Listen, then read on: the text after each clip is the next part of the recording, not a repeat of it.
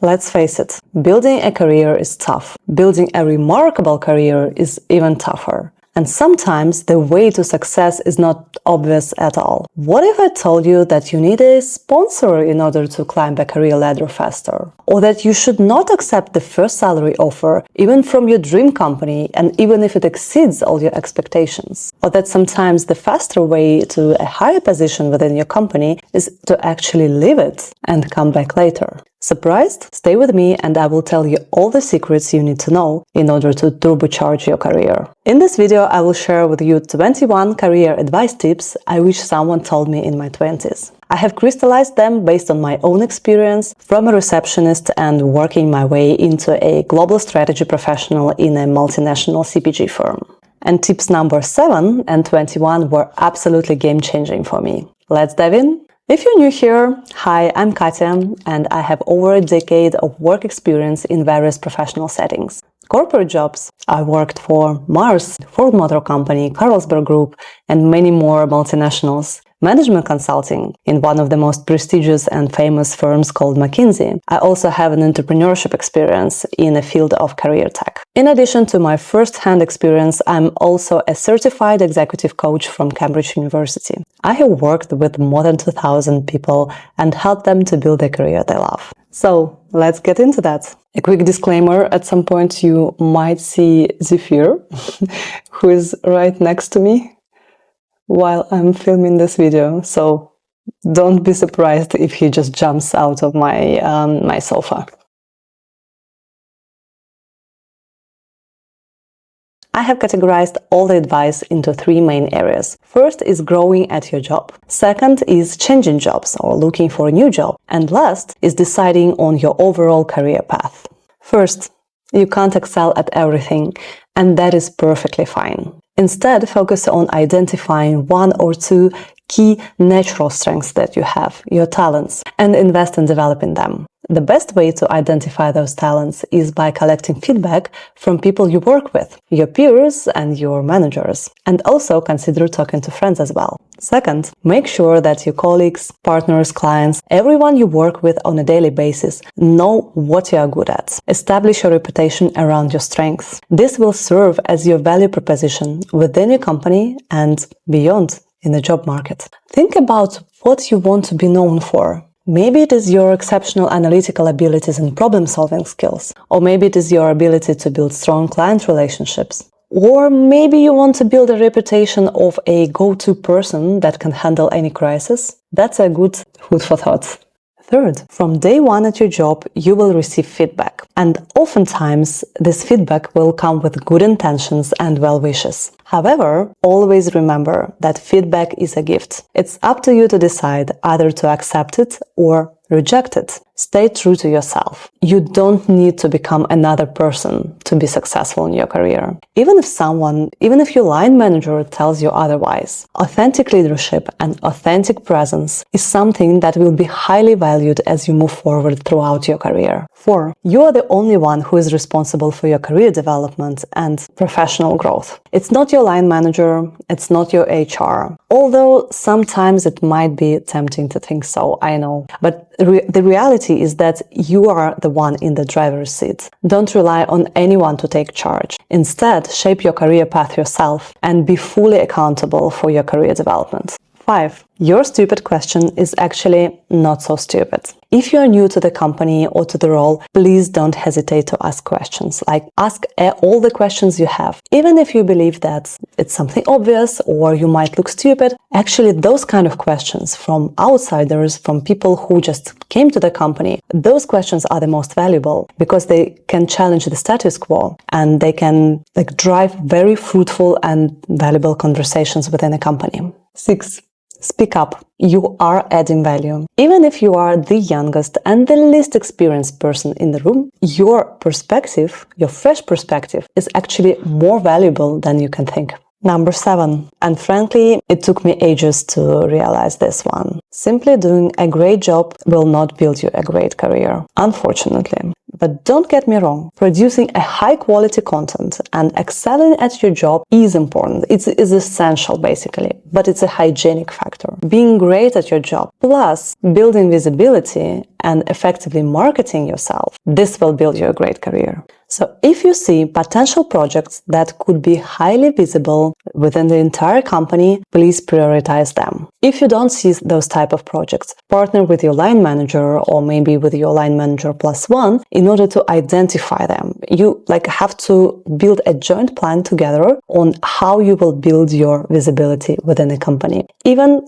from your day one, from the starting position, from the entry-level position. The key is to start building the skill in the very, very early stages of your career, because later on those skills will be crucial. And this is something you need to embed in your day-to-day life. This is exactly what will help you to build your career fast. Number 8, my favorite one, to be honest. Get yourself a sponsor. In a career context, a sponsor is someone within your organization who holds the position of influence and power. This is someone from the top management. The sponsor will play several important roles in your career. First, she or he will advocate for you. Second, will help to build your career further, will open doors to new opportunities. And third, will help to navigate in complex organizational politics, which is really important sometimes. So choose someone from a senior management with whom you genuinely enjoy working with. Invest in your professional relationships. Work for this person, go extra mile to prove that you are committed to the organization, to the function, to the company, to the project you're working on, and then step by step, turn this person into your sponsor. Number 9. Take full ownership and full accountability for your own work. Don't rely on others to solve problems in your projects that you are facing. If you want to be seen as someone that company actually can trust, being accountable for your own work and showing commitment is actually essential. Pro tip: never go to your manager with a problem. Go with a problem plus potential solutions that you have already found, just to discuss, problem solve, and to check which solution will work better in this or that case. Number 10. Get all the help you can. And please start with studying all the resources that are available within your company for a career development. If you don't know where to start, first go and talk to your HR manager or your line manager. I'm sure there is plenty of things you don't even know about because you haven't asked. Get yourself a mentor. Get yourself a coach, internal or external. Ask your HR if it's possible to reimburse some of those costs, or maybe there are coaches available for you for free. It depends on the perks and benefits that your company has to offer. Subscribe yourself to a leadership training.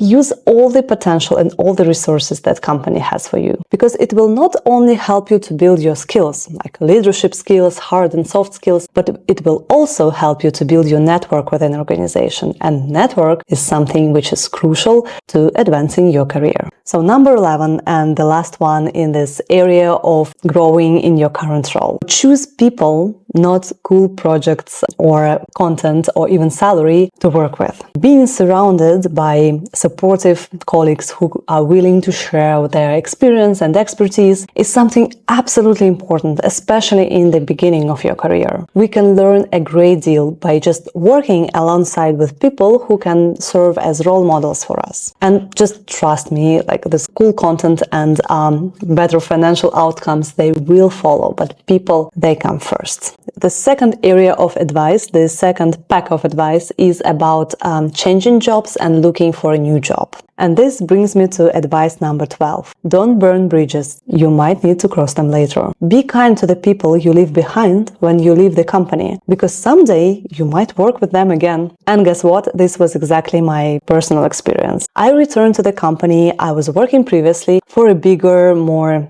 influential role, and this opportunity was actually available for me. All that was possible only because I managed to keep very good relationships with my former colleagues. So it's networking time, guys. Number 13. Proactively invest in building and expanding your professional network. Even after you leave the company, make sure that you stay in touch with your ex-colleagues. Why is it important?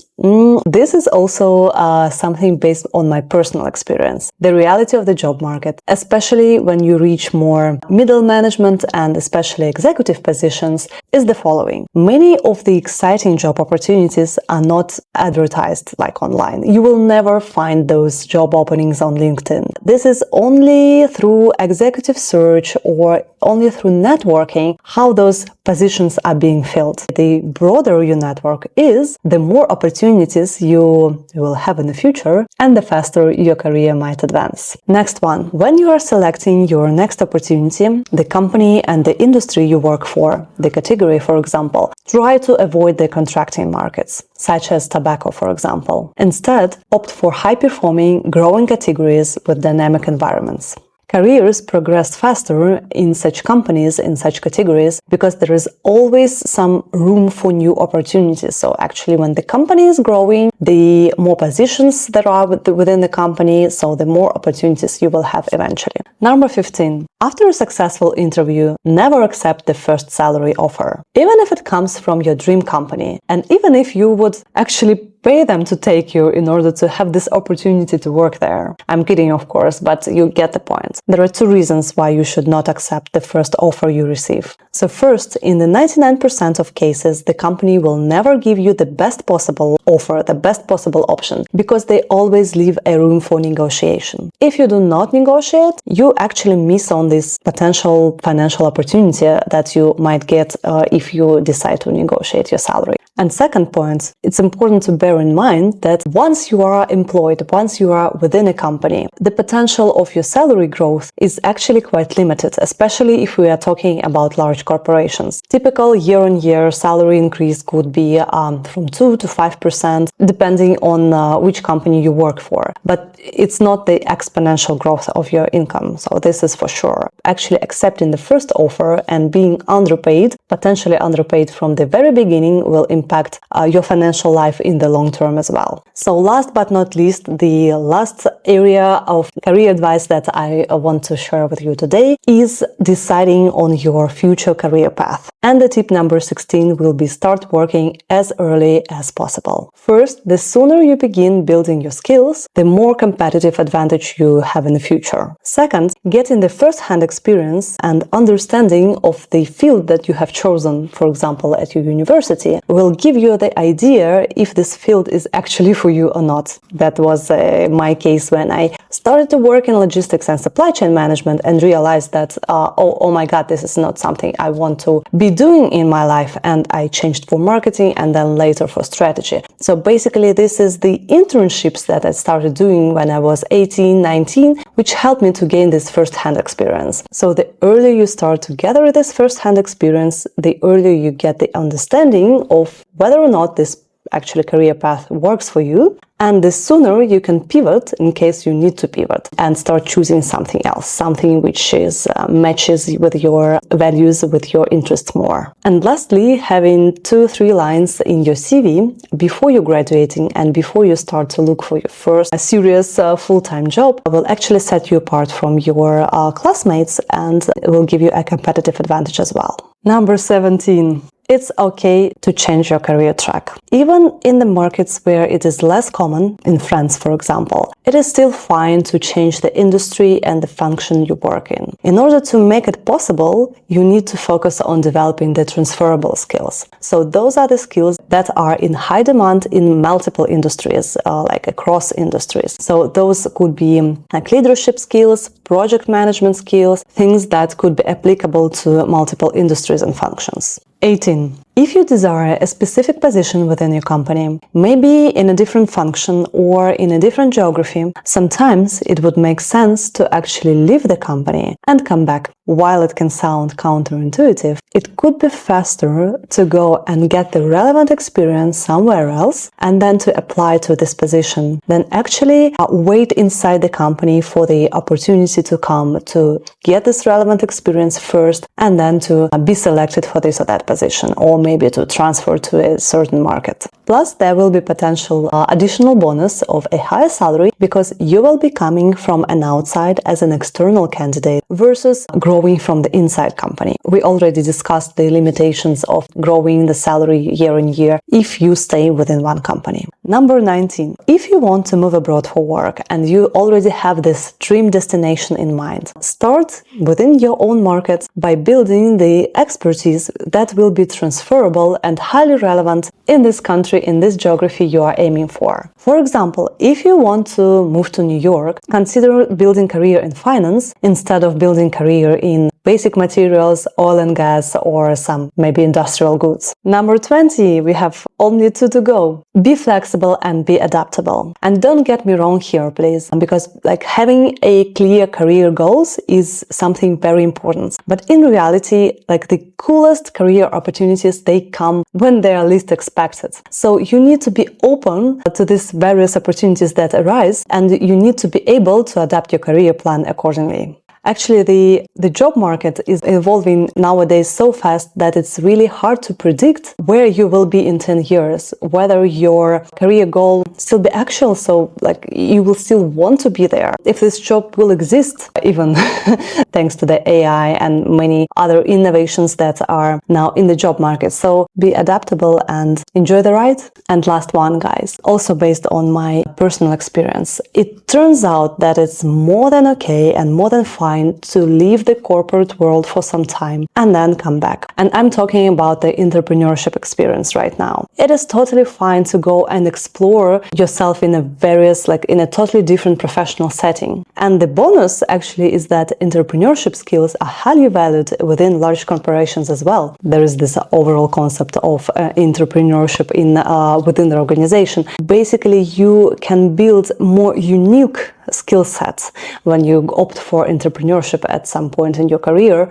So if you have this cool idea you want to pursue and you want to become an entrepreneur and you want to try yourself in this career journey, go for it, because that most probably will not impact your future career in corporation, but it will boost your skill set and make you more unique and more highly valued on the job market. So guys, these were the 21 career advice tips I wish someone told me when I was 21. We touched upon a lot of topics today, so please feel free to ask any questions in the comments below. And also, if you want me to film a video with detailed explanations of some of this advice, I'll be more than happy to do that. Please let me know which advice you are mostly interested in, and I will elaborate more on that. If you like this video, please consider subscribing, because there will be more career-related content coming from me in the future. Thank you guys, and have a great day. Bye bye.